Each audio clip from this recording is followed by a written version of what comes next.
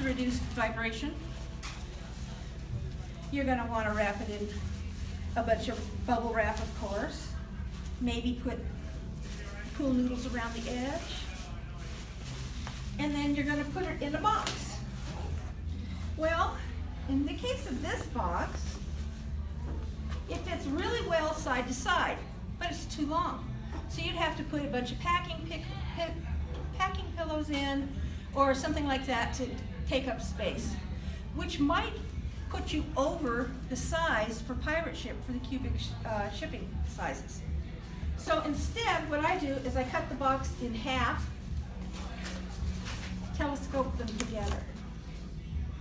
They are not going to collapse in further because you've got ceramic in between holding its space.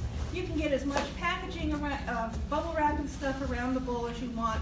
Layer at the bottom, layer at the top, bubble wrap, newspaper, whatever. And then you've got a nice custom-sized box for that casserole. This helps a lot. Now, if on the other hand, did you bring something for telescoping out? Mm-hmm. Okay. She'll show you another thing about making it larger instead of the telescoping process. The other thing I'm going to show you is what has been called Fomo. Formidably overcoming most obstacles, I believe is the exact name for it. Thank you. This has been used for years for shipping coffee mugs, glasses, whatever. The weakest part of the coffee mug or glass is the handle, so you want to do extra protection there. If you were using a cheapo piece of bubble wrap, you're going to need to use more. But if you're using some quality stuff like you get from Bubble Fast, you'll probably only need to use 3 sheets. And what we're going to do is we're going to wrap it up good, and then we're going to create a box for it, an inner box. Because normally with glassware, you're wanting to double box it. So you have the box that is actually around the item, and then you have another box that's the outer shipping box.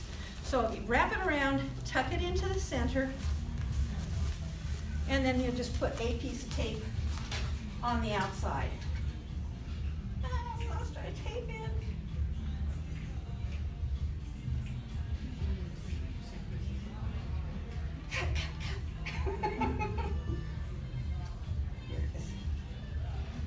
And no, you can't get them to send you this tape.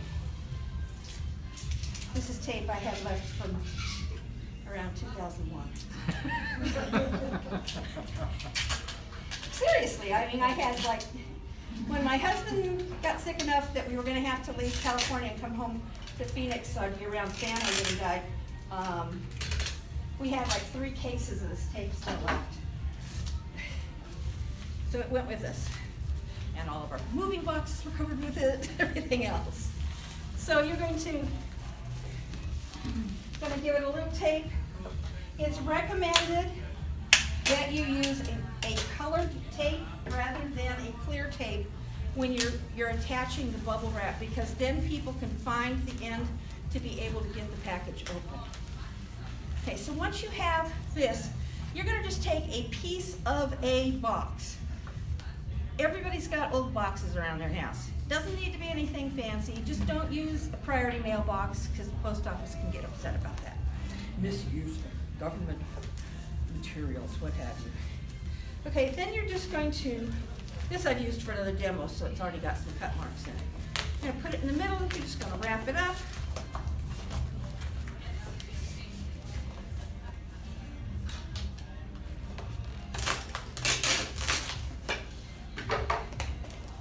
And then this side I'd already cut, but what you're going to be doing is you're going to then put your flaps down just like you would if it was a box, a real box.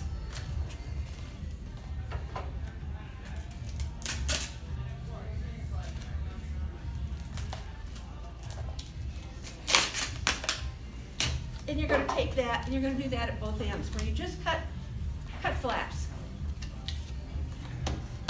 This thing is sturdy. It's not going to collapse because you've got your flaps that are holding its shape.